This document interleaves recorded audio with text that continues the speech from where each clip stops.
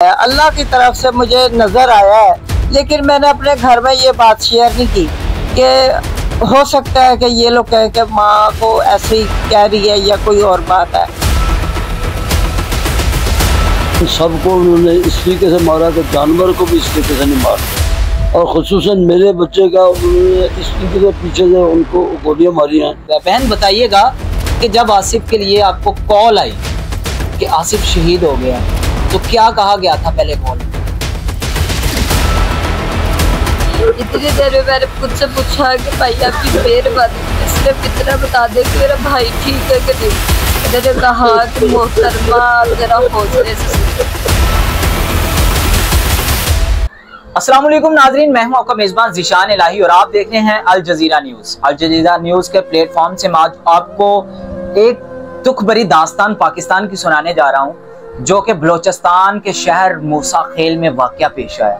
इतना दर्दनाक वाकया कि पाकिस्तानी हर आंख अश्कबार हो गई और अपनी झोलियां उठा उठा कर बद्दुआएं दे रही है उन लोगों को जिन्होंने ये सारा माजरा किया और जिन्होंने उन लोगों पंजाबी लोगों को 23 लोगों को शहीद किया। उनके लिए हर पाकिस्तानी के दिल से यही बद्दुआ निकल रही है कि खुदा उनको गर्क करे जिन्होंने ये काम किया। और उस माँ के पास मौजूद हैं जिनमें से एक आसिफ नौजवान लड़का था उस गाड़ी में, जिस गाड़ी में से 23 पंजाबी लोगों को उतार के मारा गया।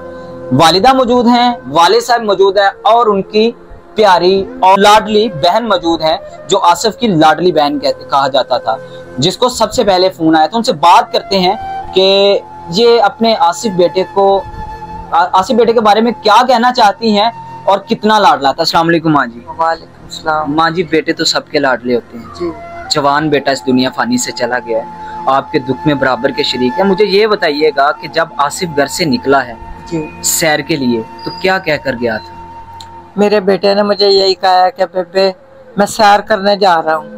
मैंने उससे कहा ठीक है, आज तुम जाओ सैर कर रहो और आओगे कब? कहता बस 1-2 दिनों में आ जाऊंगा। तो मुझे कहता है कि कुछ खाना बना हुआ है। मैंने कहा हाँ, दाल चावल बने हैं। कहता मुझे थोड़ा सा खाना दे दे। थोड़ा सा खाना खा के तो फिर गया है। तो ये है कि वो फिर घर से चला गया था, 12 बजे के करीब गया है। तो रात को जब मैं सोई हूँ तकरीबन 4 बजने में 10-15 मिनट से, तो मुझे यूं लगा है कि आसिफ नीचे गिरा हुआ है, झुका हुआ है। तो मैंने टाइम देखा तो घड़ी पे पूरे 4 बजे थे और इन दहशतगर्दों ने उसे 4 बजे के करीब ही मारा है। तो मैं हुकूमत से यही कहूंगी कि हुकूमत, ये जो इन्होंने दहशतगर्दों ने मेरा बेटा छीना, अल्लाह की तरफ से आपको पहले ही पता लग गया था कि मेरे आसिफ के साथ ये वाकया हुआ है। अल्लाह की तरफ से मुझे नजर आया है, लेकिन मैंने अपने घर में ये बात शेयर नहीं की कि हो सकता है कि ये लोग कहें कि माँ को ऐसे ही कह रही है या कोई और बात है। बड़े सच ही कह गए कि माँ को पहले ही पता लग जाता है कि मेरे बेटे पर कुछ परेशानी आने वाली है या मेरे घर पर कुछ परेशानी आने वाली। अच्छा, इनके वालिद साहब हमारे साथ मौजूद हैं, उनसे बात करते हैं कि आसिफ जो कि इनका जवान बेटा था, इनके लिए रीढ़ की हड्डी थी, वो दुनिया फानी से चला गया। क्या कहना चाहेंगे? ये आसिफ मेरा बेटा जो है अतवार को दिन 12 बजे यहाँ से निकला है कि मैं घूमने के लिए जा रहा हूँ कोयटा। तो हमें तो पता था, ये अक्सर दूसरा दोस्त है उसका हमर, वो भी साथ था, तो उसके साथ ही वो गया। तो वो जो रास्ते में नहीं पहुँच सका, मेरा ख्याल था कि यार सुबह फ़ोन कर लूँगा कि जहाँ पहुँचे होंगे वो बता देगा। तो दिन के 7 बजे मैंने और बच्ची ने शुरू किया फ़ोन करने के लिए। 9:15 बजे वहाँ से एक मतीउल्लाह साहब का अननोन नंबर आया और मतीउल्लाह, अब वो कांस्टेबल, उसने बताया कि आप, बच्ची से उसने पूछा कि भाई आप कौन है? जिसने कहा कि मैं उसकी बहन। तो उन BLA वालों ने मेरे बच्चों को, उन 22 बच्चों के साथ, या 23वां ये था, उन सबको उन्होंने इस तरीके से मारा कि जानवर को भी इस तरीके से नहीं मारते। और खुसूसन मेरे बच्चे का उन्होंने इस तरीके से पीछे से उनको गोलियां मारी हैं कि उसका दिमाग जो है, मगज़ जो है, वो उसमें से निकल के नीचे गिरा हुआ है। वो नीचे मतलब गिरा हुआ है और उसकी आंख भी एक निकल गई और ये जबड़ा जो है ये भी ठीक नहीं था। आसिफ रीढ़ की हड्डी का काम कर रहा था। आसिफ आपका वाहिद सहारा था, आप तो पाहज है, कमाने के लिए वाहिद सहारा था, क्या करेंगे अब तो ये है कि अब हुकूमत से रिक्वेस्ट करेंगे कि उन हुकूमत वक्त जो है जनाब प्राइम मिनिस्टर साहब शहबाज शरीफ साहब और वजीर दाखिला मोहसिन नकवी साहब और आर्मी चीफ साहब जनाब आसिम मुनीर साहब और हमारे सूबे की जो मोहतरमा मरियम नवाज से ये रिक्वेस्ट करेंगे कि हमारे लिए ये वो जो BLA वाले हैं जिस तरीके से उन्होंने मेरे बच्चों को मारा है इस तरीके से उनके बच्चों को भी मारा जाए ताकि उसका जो है वो हमारे दिल के जो आग लगी हुई है जो उन्होंने मेरा सहारा छीना उनके भी छिन जाएं, उनको भी पता चले कि ये दुनिया में रहना कितना मुश्किल है। बहनें तो सबकी लाडली होती हैं, लेकिन आसिफ की बहन भी है, वो भी लाडली है। आसिफ को मारा गया और सबसे पहले खबर आसिफ की बहन को दी गई कि आपका भाई शहीद हो गया है। क्या गुजरी होगी बहन पर, क्या आलम होगा, क्या क़यामत होगी, उसी बहन से पूछते हैं। हमारे साथ मौजूद है बहन, बताइएगा कि जब आसिफ के लिए आपको कॉल आई कि आसिफ शहीद हो गया तो क्या कहा गया था पहले कॉल में? पहली कॉल आई है मतीउल्लाह साहब की, उन्होंने मुझसे पूछा कि आप इकबाल किसी के घर से बात कर रहे हैं? मैं कहा जी। उन्होंने पूछा आपका आसिफ से क्या रिश्ता है? मैंने कहा मेरा बड़ा भाई है। वो कहते किसी वालिद साहब से या किसी बड़े भाई से बात करो।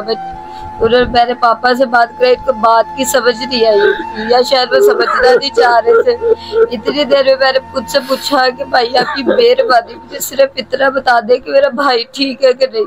उन्होंने कहा कि मोहतरमा आप जरा हौसले से सुनो, आपका भाई कोयटा मूसा खेल नामी जगह बलूचिस्तान में 4 बजे के करीब शहीद हो गया बेचारा। मेरे लिए वो क़यामत से कम मंजर नहीं था, बल्कि क़यामत टूट पड़ी है। मेरा भाई छीन लिया, मेरा बाप छीन लिया दहशतगर्दों ने, मेरा बेचारा भाई सैर करने। मैंने तो उसे घर से ठीक भेजा था, वो वापसी पर मुझे अपनी शक्ल भी ना दिखा सका। उससे मुझे इस काबिल नहीं छोड़ा कि मैं उसको हाथ लगा के उसको देख के उसको रोक ही सकूं। सब कुछ छीन लिया इन लोगों ने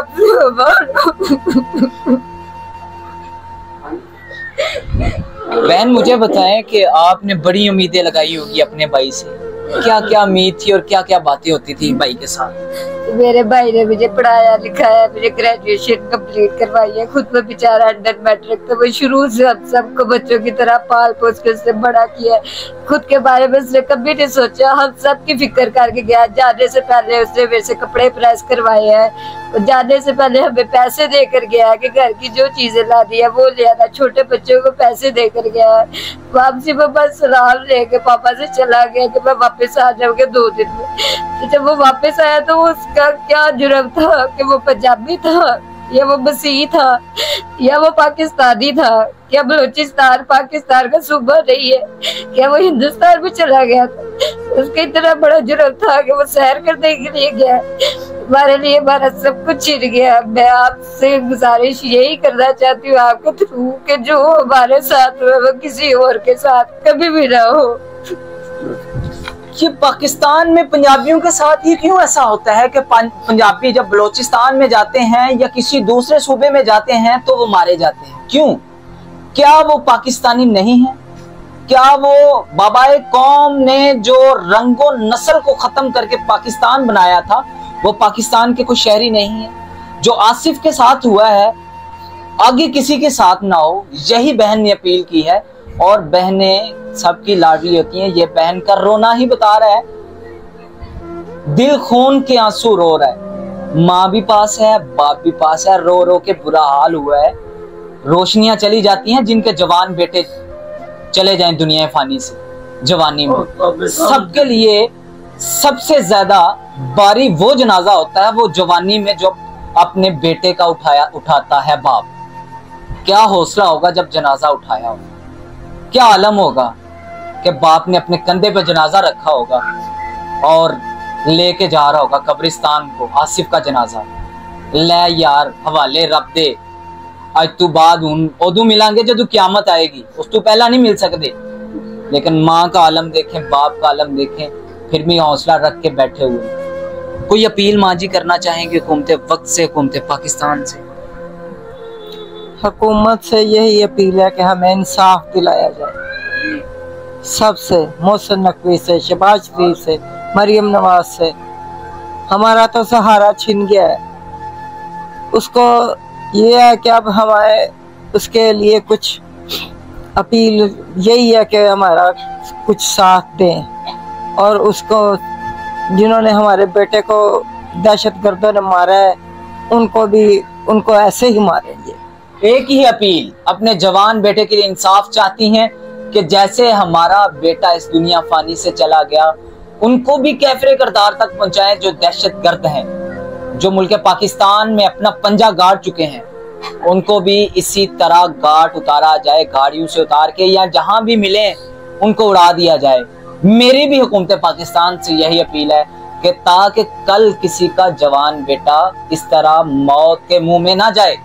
हुकूमत और निहत्ता हुकूमत पाकिस्तान, मरियम नवाज साहिबा और वजीर आजम शहबाज शरीफ साहब, वजीर आजम शहबाज शरीफ साहब से अपील करता हूँ कि खुदारा और आर्मी चीफ सैयद आसम मुनीर साहब से ये अपील करता हूँ कि खुदारा पाकिस्तान की तरफ तवज्जो दें। पाकिस्तान किधर को जा रहा है, इन दहशतगर्दों को नेस्तनाबूद कर दें। अपने मेजबान ज़ीशान इलाही को दीजिएगा इजाजत। देखते रहिएगा अल जज़ीरा न्यूज़। अल्लाह हाफिज।